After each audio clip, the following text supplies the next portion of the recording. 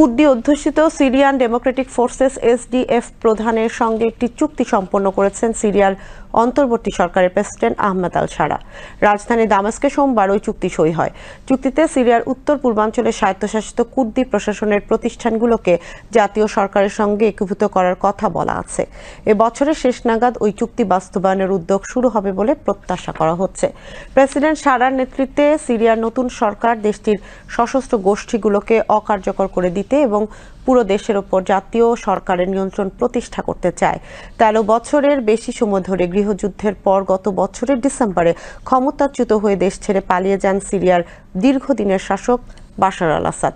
কয়েকদিন ধরে সাবেক আসাদ সরকারের অনুগত আলাউইদ সম্প্রদায়ের উপর ভয়াবহ নৃশংসতার ঘটনা ঘটেছে। আলাউইদদের বাড়িঘরে হামলা চালিয়ে লুটপাট চালানো হচ্ছে এবং তাদের গণহারে হত্যা করা হচ্ছে।